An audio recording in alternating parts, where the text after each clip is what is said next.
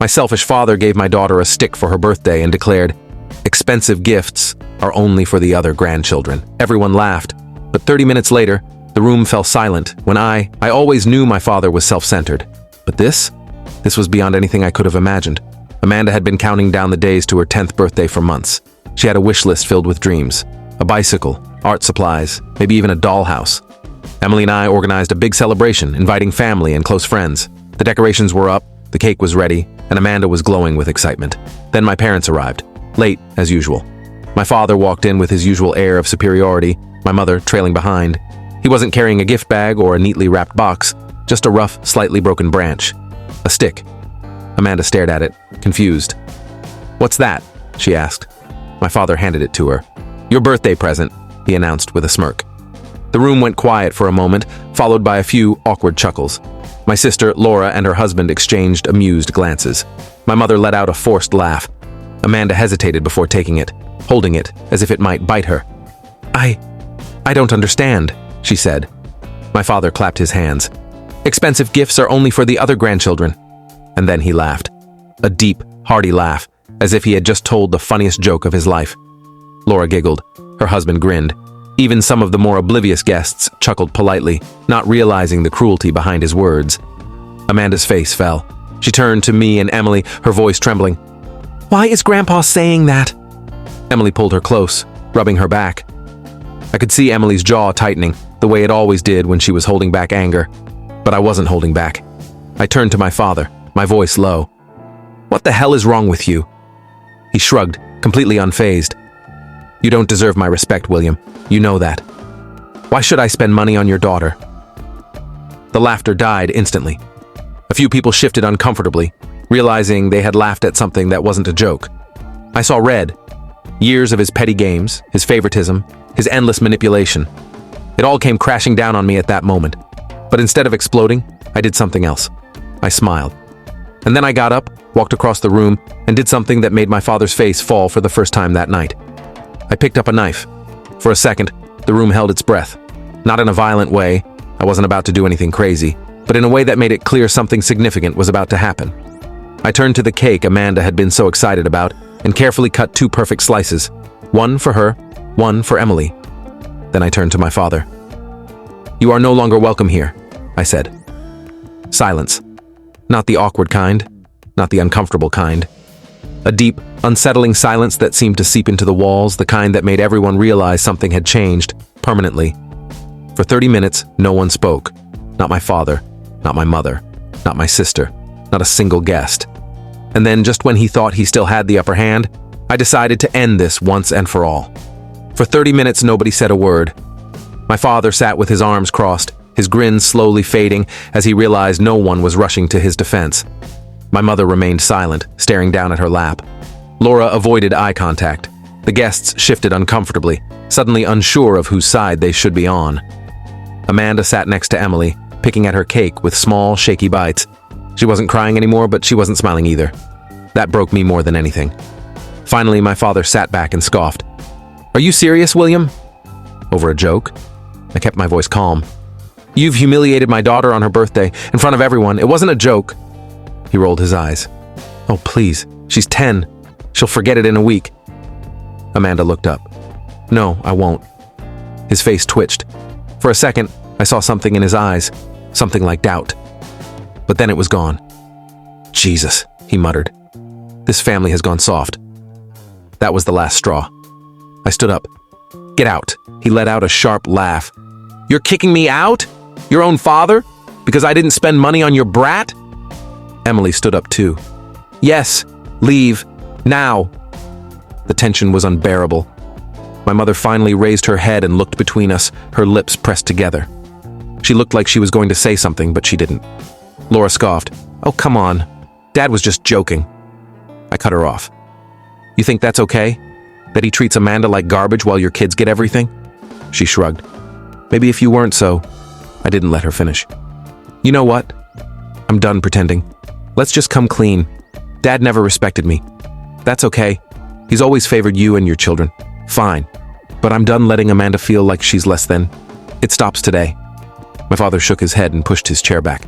"Unbelievable. The victim complex on you. I took a step closer. Victim complex? You walked into my daughter's birthday party and gave her a goddamn stick while laughing about how you only buy presents for Laura's kids. That's not a joke. That's you being a selfish, bitter old man. For the first time, he had no answer. He just stood there, jaw set, fists clenched. I turned to my mother.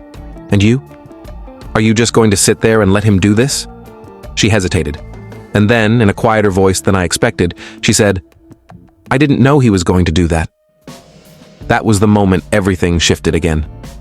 My father turned to her, his eyes narrowing. Excuse me? She cleared her throat and straightened in her seat. I knew he preferred Laura's children, but I didn't know it would go this far. My father stared at her as if she had just spoken another language. Oh, don't start. But she wasn't finished. William's right. It wasn't a joke. It was cruel. Laura's mouth dropped open. Mom? She sighed and stood slowly. We should go. My father laughed again, but this time it was hollow. You're actually on his side? She didn't say yes, but she didn't say no either. She just picked up her purse, avoiding his gaze. For the first time in my life, I saw my father speechless, and that was only the beginning. I didn't give him time to argue. Both of you, get out, now. My mother didn't resist. She gave Amanda one last look, something almost apologetic, then turned and headed for the door. My father, on the other hand, lingered, looking around the room as if expecting someone to back him up. When no one did, his face twisted in disgust. You're a joke, William, he spat. A weak little... Out, I said again, my voice cold. He let out a dry laugh and shook his head. Fine, but don't come crawling back when you realize you can't cut me out of your life. I opened the door for him without saying another word. My mother stepped out first. He followed. But just before he crossed the threshold, he turned one last time and looked at Laura. Are you coming? Laura hesitated. She looked at me, then at my wife, then at Amanda, who was still clutching the stupid stick as if she didn't know what to do with it. Then she sighed and got up. Yeah, I'm coming. Of course she was. She grabbed her husband's arm, and the two of them followed my parents out. The door closed behind them. For a few seconds, no one moved. The guests were frozen, waiting for some kind of cue as to what to do. But there was nothing to say, nothing to do. Then Amanda broke down. She burst into tears and buried her face in Emily's stomach. Emily knelt down, whispering softly and rubbing her back. I crouched down beside her and put a hand on Amanda's shoulder. Honey, I said gently, it's okay. She sobbed. Why does Grandpa hate me? Emily closed her eyes and took a deep breath. I clenched my fists, forcing my voice to remain calm. He doesn't hate you. He doesn't know how to be a good person. She sniffled. But he's nice to Laura's kids. I swallowed the lump in my throat. I know, honey, and it's not fair. But listen to me. We love you more than anything. You don't need him to be happy. She wiped her nose on her sleeve. But my party is ruined. And that part hurt the most. Because she was right. The air in the room was heavy. No one was laughing. No one was celebrating. Guests shifted awkwardly, some muttering quick excuses to leave. The birthday party that was supposed to be perfect had turned into a disaster. Emily and I did our best to lighten the mood, but the damage was done. The candles had already melted. The presents felt meaningless. Amanda tried to smile, tried to pretend she was okay, but she wasn't. And that was when I made a decision. This wasn't over. I wasn't going to let my father walk away from this thinking he had won, thinking he could humiliate my daughter and get away with it. No, I was going to make him regret it. He wanted to play cruel games. Fine, I'd play too, but I'd play smarter. Revenge was coming, and he wouldn't see it until it was too late. My father has always loved control. He built his life around it, controlling my mother, controlling my sister, and most of all, trying to control me. But there was one thing he could never control, no matter how hard he tried. My business. I started it from nothing.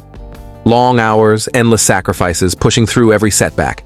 And when it finally took off, my father had the nerve to pretend he had anything to do with it. He never invested a dime, never gave advice, never lifted a finger to help. But the moment it became successful, suddenly he was walking around like he was a co-founder. He introduced me to people as if I worked under him. He called it our business, even though he had nothing to do with it. And the worst part? I let it slide for years. Because deep down, I thought if I made him feel important, maybe he'd finally respect me. That was a mistake. After Amanda's birthday, I stopped letting things slide. The next morning, I called my lawyer. Cut him out completely, I said. My lawyer was silent for a second. Are you sure? Your father isn't technically listed anywhere, but he's acting as a... He's nothing. Make it official. And just like that, I closed the door on him forever. He didn't notice at first. He was too busy sulking, probably expecting me to come crawling back with an apology. But when his usual calls to my office went unanswered, and when his name was removed from everything he pretended to be a part of, he finally began to realize something was wrong. Then the storm hit. He showed up at my office unannounced, brushing past my assistant as if he owned the place. "William," he barked, "what the hell's going on?" I leaned back in my chair, completely calm. "I don't know what you're talking about." His face was already red. "I called the bank today. They won't give me any information. I called your board of directors.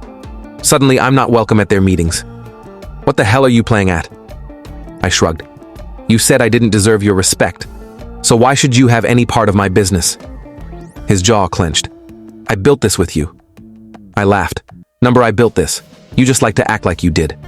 You ungrateful little..." "Careful," I warned. "You're in my building, and I don't owe you anything." For the first time in his life, my father looked lost. I could see it in his eyes. He had spent years pretending to be a king, walking around with his chest out, talking about his company, his influence, and now it was gone. He had nothing. And the best part? He had done it to himself. He stepped closer, trying to regain control. "You really think you can just cut me out?" "I already have." His breathing was heavy. He looked at me as if he wanted to hit me, yell at me, something. But there was nothing he could do. No leverage, no power. I could practically see his ego crumbling. "You'll regret this," he said finally, his voice shaking with barely contained rage. "You need me." I smiled. "No, Dad. I never did." And then I called security. Security didn't even have to touch him.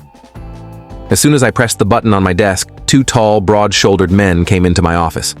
My father took one look at them and realized how pathetic he must have looked. An old man throwing a tantrum in a place where he had no power.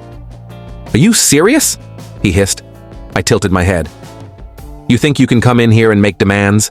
This isn't your house. This isn't your business. You have no authority here, and you never did." He scoffed, shaking his head.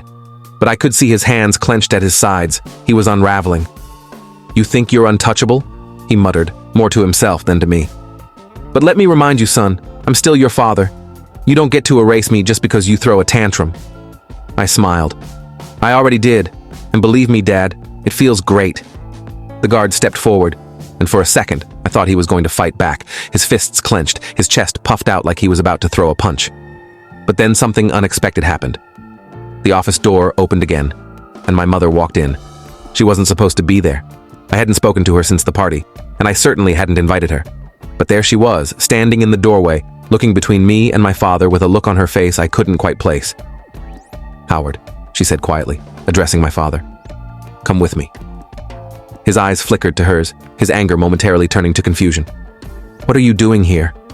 She took a breath, then looked at me. "William, can we talk alone?" I hesitated, but then nodded to the guards. "Give us the room." They stepped out, closing the door behind them. Now it was just the three of us. "Mom, whatever you're about to say..." I started, but she held up a hand. "I know you're angry," she said, "and I don't blame you. What your father did was wrong. I should have stopped him a long time ago." My father's head snapped toward her. "Barbara, what the hell?" She ignored him. "But you have to listen to me." I crossed my arms. "Go ahead." She hesitated, then said something I never expected. "I want out." I blinked. "Out of what?" She swallowed hard. "This. Him. The life I've been trapped in for decades." My father's face drained of color. "What are you talking about?"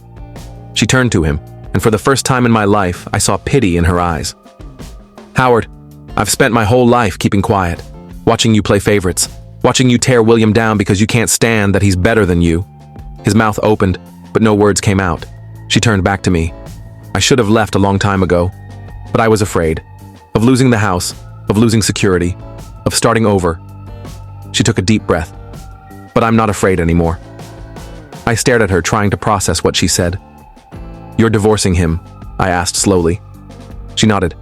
"If you help me..." My father slammed his fist on my desk. "Are you out of your mind?" She flinched but didn't back down. "No, Howard, I think I'm finally sane." He turned to me, his face contorted with pure rage. "This is your fault," he seethed. "You're poisoning her against me." I leaned back in my chair, my arms still crossed. No, Dad. You did that all by yourself. For the first time in his life, my father looked truly powerless, and it was beautiful. My father was shaking. His face, red with rage only moments before, had faded to an unhealthy pallor. He looked between my mother and me as if he couldn't believe what was happening. "You're serious," he said, his voice barely above a whisper. "You're really leaving me?" My mother nodded, her hands at her sides. "Yes, Howard. I am." His breathing was uneven. "Now you're making a mistake. You think he will take care of you? You think William will save you?" He let out a bitter laugh. "Newsflash, Barbara. You walk out on me, you get nothing." I tilted my head. "Are you sure about that?" He scoffed.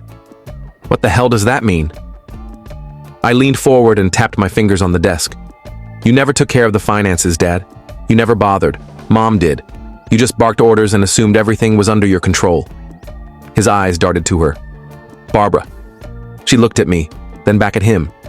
Then she dropped the bombshell.